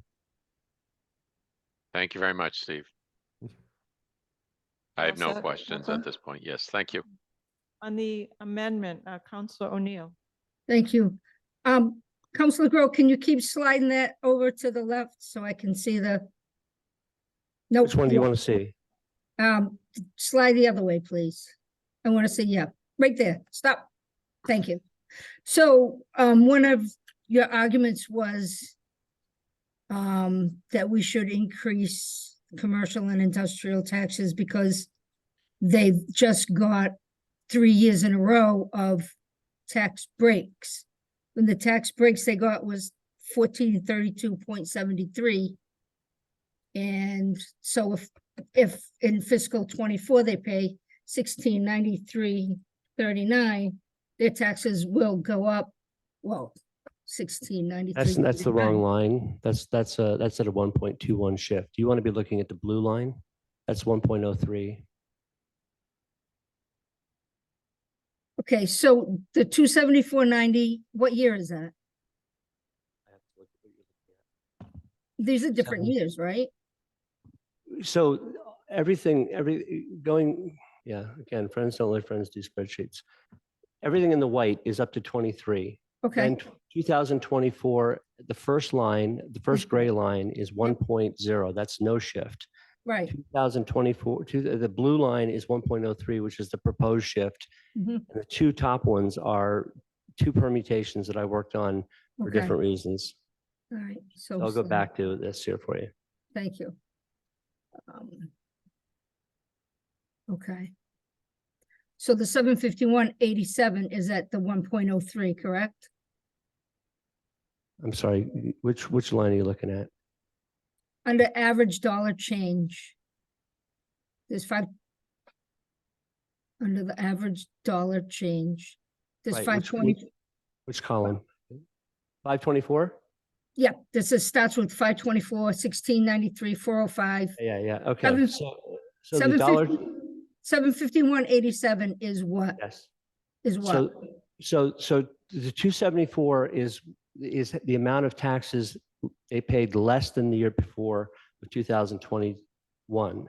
So they paid as a class $751 less per property than they paid the prior year. Right, And that's what, I'm sorry, I take that back. That's not correct. 751 would be the number that they would be paying less if it was at a 1.0 this year.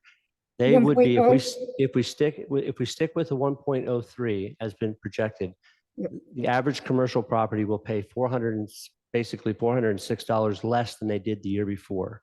And okay, industrials will pay approximately $450 less than they did the year before. and your version of 1.11, they'll pay 1693.39. No, jump up. They would be paying, the 1.11 would be the 524 Okay, and the 626.85 would be the change over the year before.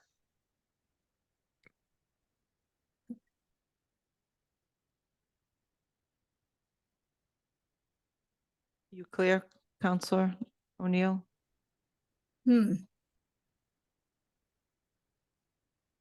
The 626.85, Yes, that's at 1.11, correct? that's correct. And that's for the average industrial.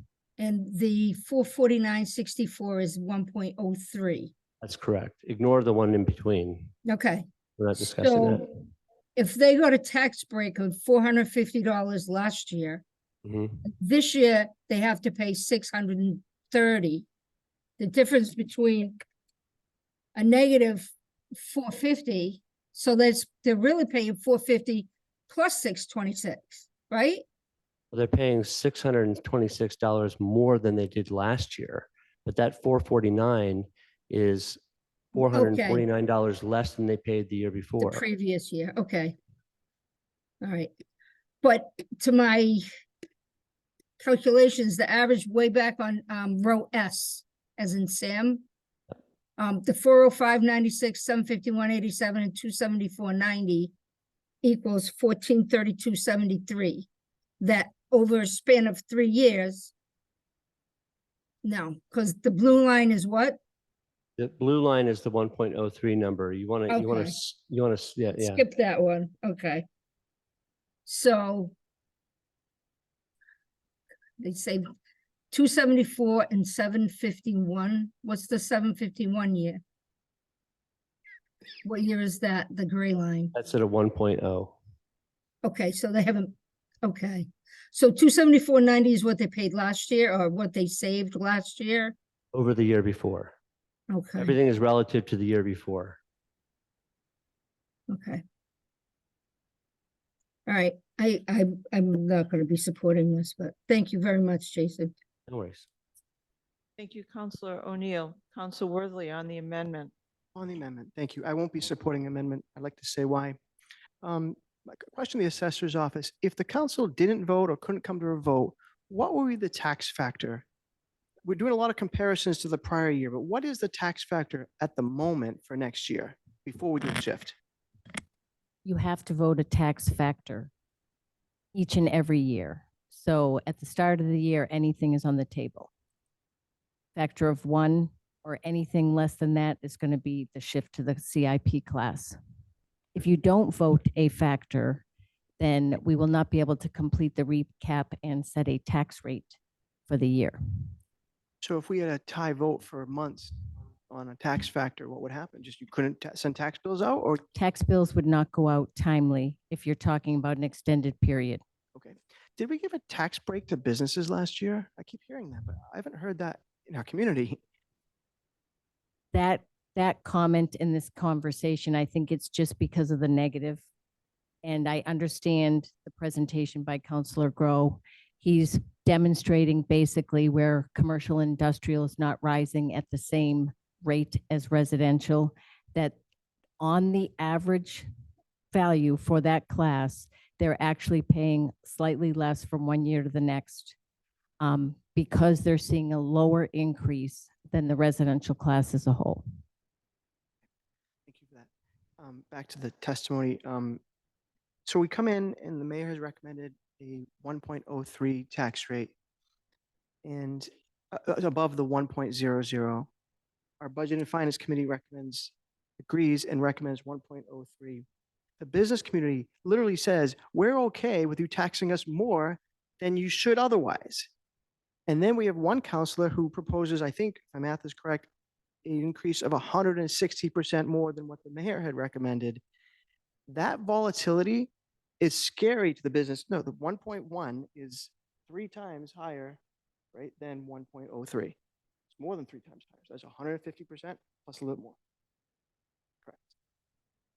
Anyway, that volatility, if I'm applied materials, I'm sticking with Gloucester. I got a good workforce here, but at some point, I don't want to know. I want to know from year to year what my taxes are going to be. If I'm the next applied materials is looking to come to Gloucester, I'm going to weigh these things, not just the numbers, but the message that the city council is going to say to the small population of 752, we're going to shift some of the burden of the 12,000 onto you. It's sort of the opposite of fairness, right? In my opinion. I'm not going to support it, and I hope that we at least look at the 1.03. I am not going to support the amendment, but I thought it was a good exercise to go through, and I appreciate you taking the time to share this.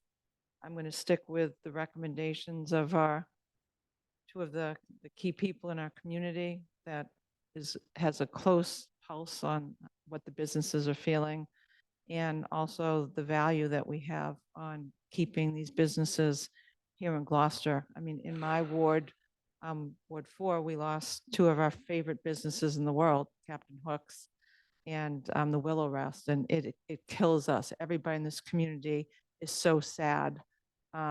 We have to drive 15 minutes now if we live out in Lanesville or Bayview to after the Cove Cafe closes at 2 to get any type of fast food, and it's really sad for us. So I just don't want to put any more burden, and I will be supporting. So I won't be supporting this amendment. Next is Councilor Grow. I respect everybody's opinion, and again, I can understand it, and that is all the more of a conundrum why we're sticking with this sort of arbitrary random 1.03 that we seem to stick with for years, and I've yet to hear the justification for staying there. I will remind everybody that the numbers are the numbers. Even with the shift that I propose, industrial properties, commercial properties will be paying less on average than they did 5 years ago, 4 years ago, 3 years ago, 2 years ago.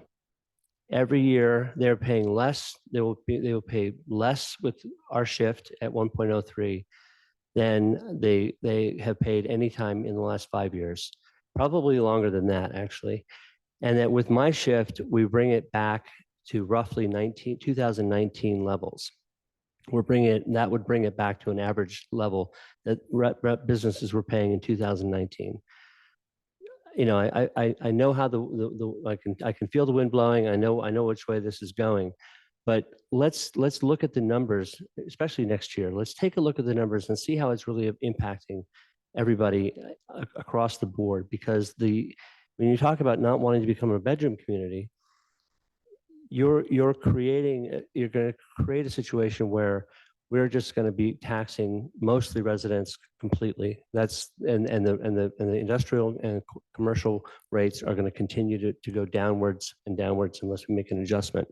If that's okay with the council, then that's the way it's going to go. But that's the trajectory we're on. Residents are going to be continuing to pay more. Commercial industrial are going to continue to be paying less. And that's what this message is. And if that's fine, that's fine. I mean, I'm one of 9.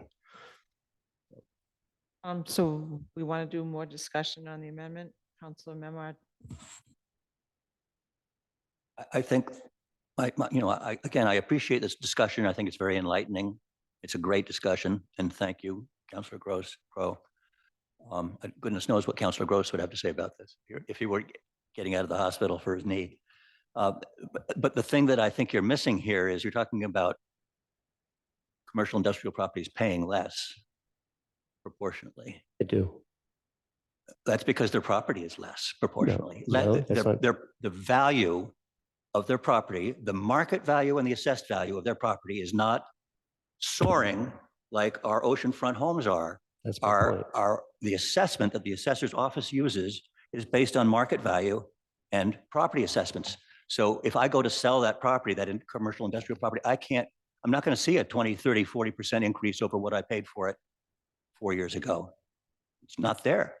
But if you own a house, for better or for worse, if you may be on a fixed income, but the value of your house, if you choose to take advantage of our opportunity to have a accessory dwelling unit so you can stay in age in place, or have a second unit in your house and to cover the costs of your home.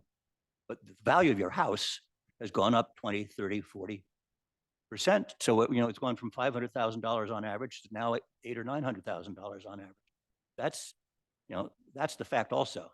Can I respond? Okay. Just very Go quickly. ahead. I appreciate that argument. It's not a bad argument. But what we're also ignoring in that argument is that the ability to pay for residents has not gone up that same percentage. Salaries have not kept pace with inflation. The ability, the fixed costs of our water rates have gone up. Those all impact. I mean, every impact you talk about hitting a commercial business is hitting residents even more so, frankly. Sell their house. If you want to let me finish, if you want me to let me finish my argument. Point of order. Point of No, order. we're having a discussion. No, Go hang on, ahead. point of order. Continue. Wait, So- I don't get to call a point of order. That's it. Robert's What Rules is of the Order. procedural point that The you're procedural making? point is Councilor Gross spoke first on the amendment, and then he spoke last on the amendment, and he's speaking a third time on the amendment in response to a councilor's comments. I feel like there's 3 times the time. I'll wait my and turn. Your I'll- first I'll- presentation I'll was get it 9 again. minutes long when everyone else get 2 minutes. So I don't think it's really fair for a point of a procedural. Okay, thing so to do that. let's go back. Whose turn is it to speak? Scott's. I think Councilor Grow has the floor. No, I'm happy to relinquish it, and I'll pick it up on my turn.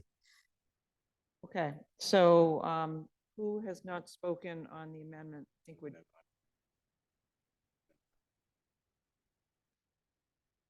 So, but we're not on the roll call yet. We're still in discussion.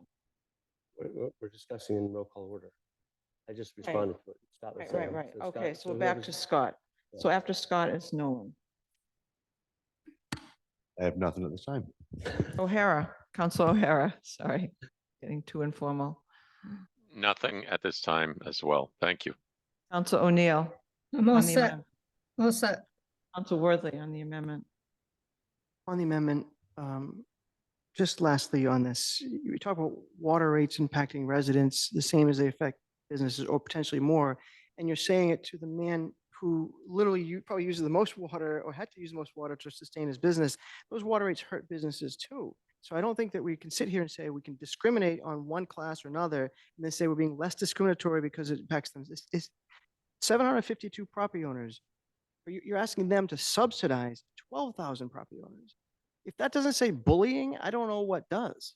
12,000 people were saying, and they get to That's- vote. that's- Council, this isn't bullying. That's Like, So I'm going hang to on. call a point of order on the bullying. I don't think that You just that's, swore, right? So Yeah. just, okay. I that's- apologize for saying, but I called it what it is. I didn't hear that, so.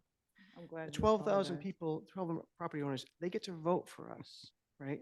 The business owners don't get a second vote, right? So we're here saying, okay, we have the authority to, let's not use the word discriminate.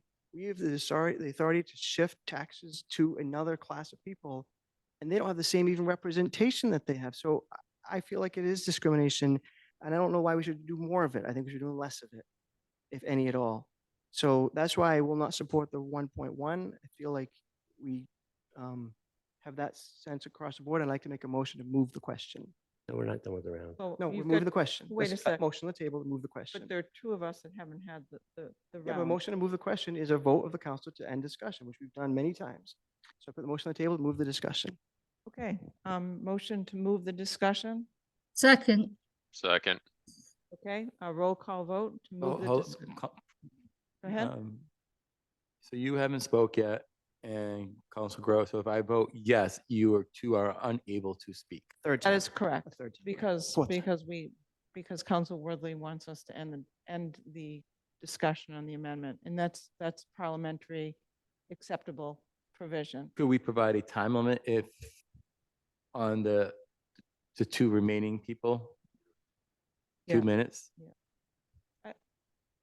I think we need we have to vote. No, question. no. Okay, so, all right, so on moving the question, roll call vote, Council Majota, No. Council Memard, No. Council Nolan, No. Council O'Hara, No. Council O'Neill, Yes, Council Worthley, Yes. Council Gilman, no, Council Grow. No. So the motion fails, 2 in favor to move the question and 6 opposed. So now we're back to Gilman, because I haven't spoken. I have nothing to say. In addition, I already said what I needed to say, and then finally, it's Council Grow. Fine, thank you, and I'll keep it brief. Again, getting back to what I was saying before we stopped. The costs that are rising, the benefit to having your property increase is that the value goes up. Yes, you can realize that value. You can realize that value by selling your house and moving out of town. That is not a solution, I think, that we're trying to tell people, hey, if you want to take the value of your house, fine, but you got to bugger off to Beverly or Danvers or wherever else like that. I get it. Every business, every resident is going to bear costs, and some of those costs are going to be disproportionate in any particular situation. I get it. My point is that I think that we should be looking at a percentage-based increase, not necessarily just a dollar-based increase. And if we're not going to do that, then why are we doing the 1.03? You talk about, councilors are suggesting that we're discriminating against businesses, and yet they're supporting the very discrimination that they're against. So if you're committed to your ideals, then make an amendment to go to 1.0. That would be the end of the discrimination discussion. I don't think, frankly, that's the healthiest thing for the residents of this community, and frankly, any resident who lives in Gloucester is going to businesses. If they have more money in their pockets, they're spending it on local businesses. So that money does come back into the community, and I know for a fact I spend my money here. If I have a reduction, even nominal, in my property taxes, that's going to be going to local businesses. And 1,270 local residents spending their money in 700 local commercial entities is probably going to make up for that few $100s that they're being charged every year. Okay, I think we're finished with our discussion on the amendment to the main motion. So we're going to do a roll call vote right now. On the amendment. On the amendment. Okay. Councilor Majota, I do appreciate Councilors Grow's work on this. It seems like it was a lot, especially with the Excel, but I will not. My answer is no. Council Memard, No. Council Nolan, Yes. Council O'Hara, No. Council O'Neill, no, Council Worthley, No. Council Gilman, no, Council Grow. Sure, why not? The motion fails. 1, 2, 2 in favor, 6 opposed, 1 absent. So now we are back to the main motion.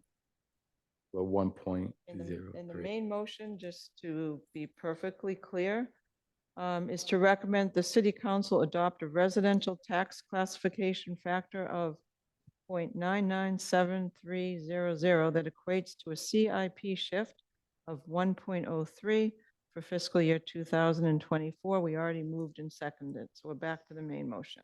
So is there discussion on the main motion? Let's go in I'd roll like the call assessor's vote office to again. come back up and explain We already did everything. I'm just discussion on kidding. this. Yeah, we We already did did it. discussion and then went to his motion to. Oh, we did. We finished the, we finished it. He came, when last. Thank you, Council Worthley. So I think we're ready for a roll call vote. So let's do it.